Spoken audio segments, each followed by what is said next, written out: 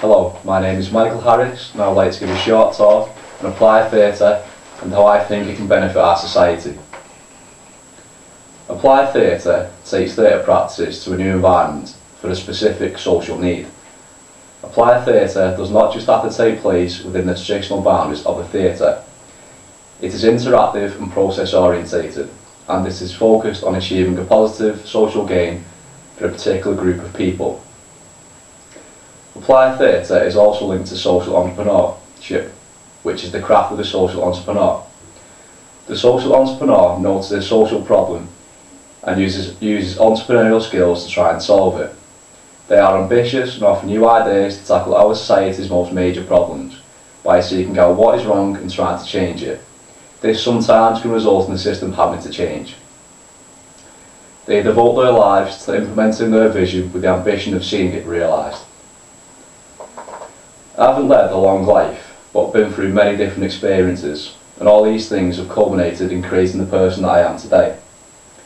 To be a rounded practitioner, you don't just have to need to have an understanding of theatre and drama techniques. To me, they become less effective if you don't have experience of struggle.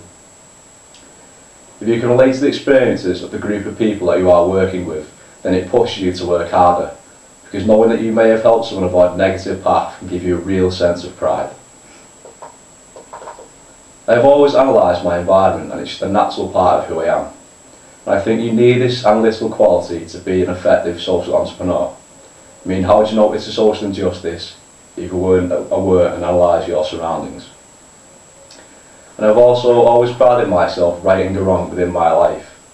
But now I have the new skills that I've learned from my degree, and all these skills mean that I can create my own opportunities to do this on a larger scale for a larger amount of people.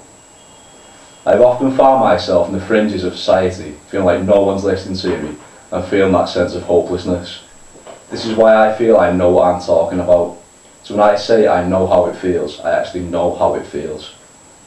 But 2 years ago, I chose to take new roles in my life, and this culminated in me undertaking a foundation degree in theatre, applied drama and creativity.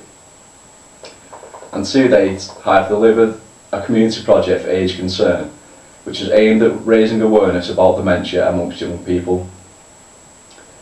The degree has challenged me to think creatively about how to approach social issues.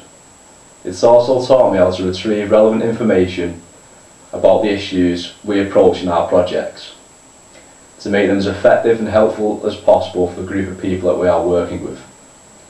All these are skills that you need to deliver effective, successful projects. Applied theatre projects often involve facilitating workshops, which I do enjoy, and I don't get intimidated about talking in front of large groups of people. I feel I can connect with people of all ages, which means I have scope for working in a variety of different settings, from schools to old people's homes. As a society, we are currently undergoing a massive economic overhaul, and the government is making cuts to both public and private sectors. I think we all knew these cuts were coming. However, it hurts more when the people delivering them seem to have no real experience of living in the real world. I mean, do you think David Cameron or Nick Clegg know what it feels like to trawl through job points, offering 16 hours a week at minimum wage? Because I don't think they do. That is what makes it feel more patronising when David Cameron is talking about the big society and measuring happiness.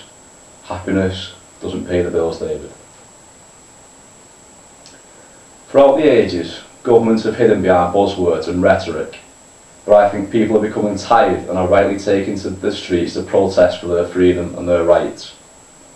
The current cuts are affecting local provisions in less prosperous sectors of the UK, and this is creating an increased sense of alienation between the public and the government. Despite the current negativity, I think on a cultural level the UK is a progressive, forward-thinking country. We are lucky to live, on the whole, in an accepting, diverse country. I think as each generation grows up, this acceptance of other people's differences will become more prevalent, and it will just seem normal to live in a diverse community. On the other hand, I think we have become more segregated. I am aware of the overuse of the word community, but where I live, I don't feel a sense of community anymore. Nostalgically, I remember when I was a child, I knew most of the people on my street and I played out with the children who lived there. I remember a sense of togetherness, and now I think there's a wider sense of suspicion between people, and this has caused a breakdown of communication, which is just continuing the cycle. I also think there is a major problem with alcohol abuse. I'm coming from a family which contains alcoholics. I know a lot about the sense of heartbreak this can cause. I think people are turning to this legal drug because of the increased sense of hopelessness that is being caused due to the lack of jobs. But I'm not here to judge, I just think there is a better way. One thing that we can all do is unite over the fact that we are all feeling the pinch. As I'm an applied theatre practitioner, I'm obviously biased towards the arts, but I truly believe that applied theatre projects can give people a voice and benefit our societies in ways which governments can't.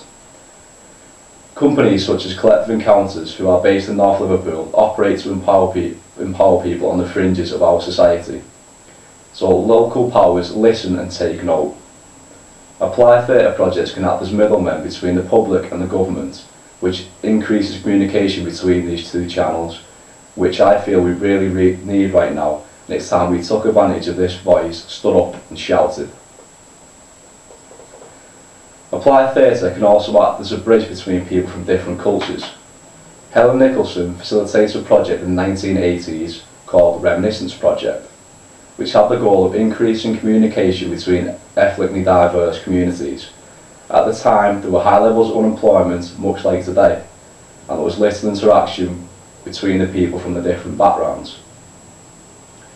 The project helped integrate the people and helped to build new friendships between people who had previously ignored each other. Projects like these aren't miracle cures, but they provide a catalyst for social change. 30 years later, there are high levels of unemployment again.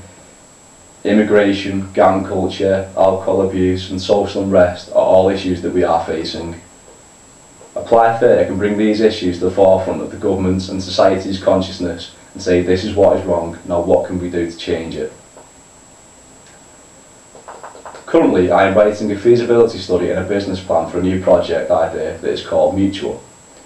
The project aims to give the locally unemployed a chance to portray their stories by exploring the issues around unemployment and giving them the opportunity to create their own performance, which could be performed at the local community centre for members of the community and for council members. There are high levels of unemployment throughout the UK, which makes it a particularly relevant issue. However, I feel the media seems to focus more on the 16 to 24-year-olds, which is only a small sector of our population, and less on the older unemployed members of our society. This project will be intergenerational, as I believe everyone's experiences and stories deserve to be heard. The project is needed to empower people who are being affected by the current economic downturn. It will increase confidence and self-esteem levels and offer the participants a chance to learn some new performance skills which could potentially help them in interview situations. To get the project realised, firstly I'd approach the Federation of Small Businesses and ask for advice on the best routes to setting up my project. I will print up posters and leaflets to advertise it.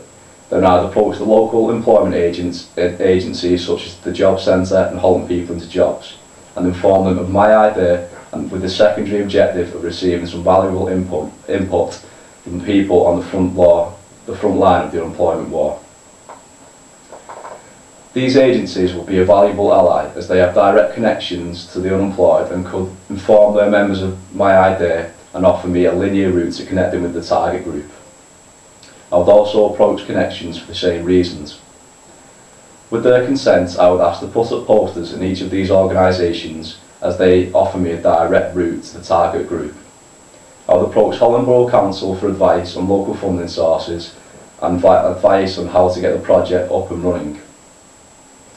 It would also be useful to find out from their statistics where the highest levels of unemployment are within Widnes, so I could concentrate the leaflet distribution in those areas that are most affected by it. When I was confident I had significant interest, I would book a room in the local community centre and would set up a meeting with the potential participants and tell them about my idea and inform them of my motives and what the project would entail and open up a discussion about ideas. The project will provide a current, socially relevant local theatrical event which had the possibility of reaching a non-traditional theatre audience. It will provide the locally unemployed the chance to get involved in theatre whilst giving them the opportunity to tell their stories about the issues they are facing, not just where I live but also in the rest of the UK.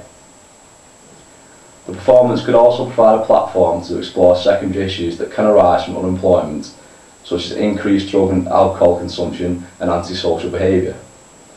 The project could also provide a direct link between the local residents and the council members, which could create a discussion about ideas and the effects unemployment is having and what can be done about it.